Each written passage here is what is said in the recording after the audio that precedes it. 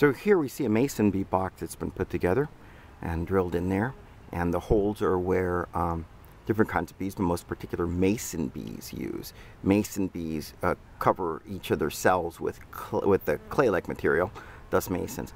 Unfortunately, these though appear to be the Japanese longhorned mason bees. These are not native, and they are, it seems, crowding out our own bees. You can see them there. There's actually in there. Each hole is one female and her brood. They're solitary bees, but they're in there. What they do is they collect a little, they'll actually collect a little tiny bit of pollen, mix it with nectar, make a bee ball, and then head on in there. These are harmless little bees, like almost all solitary bees. They're not going to bother you. They don't want to die. They prefer to not sting, even though they're capable of it. Because if they sting and die, and again, they can sting repeatedly, but if somebody kills them, then everything they fought for is dead. There's no other worker to help them. So they prefer to fly away and try to live another day.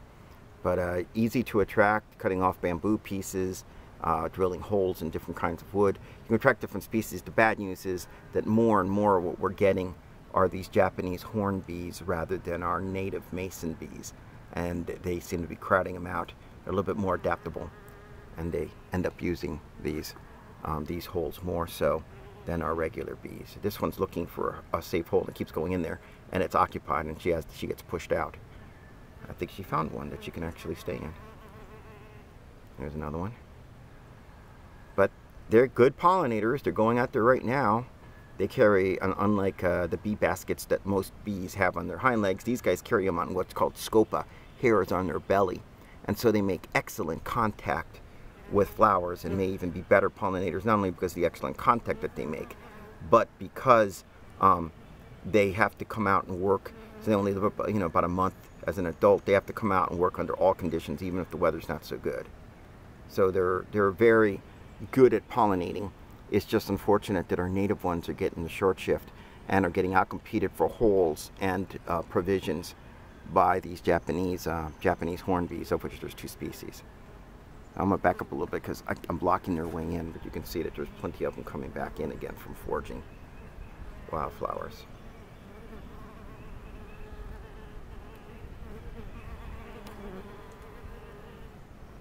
Both male and female bees forage in this case. They're not like honeybees. Honeybees are the exception to almost every rule with bees. They're colonial, while these guys, like I said, are solitary. But the males, which have little white faces and longer antennae, they have to go and feed themselves since nobody's feeding them. So they're just as good at pollinators, unlike honeybees, as the females are. They just don't lay any eggs. And since an ovipositor is an egg layer, is also their stinger, males bees cannot sting. You can see this guy at work right there. And they don't cut the holes, they use existing holes. These have been drilled in here with the lines drawn on them, so it's easier for them to find their exact hole. Because again, usually it's just one hole here and there.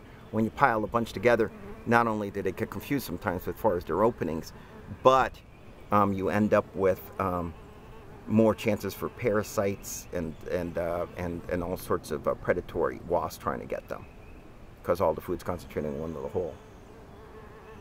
Let's take a couple quick looks and then I'll cut the video. Mason bees.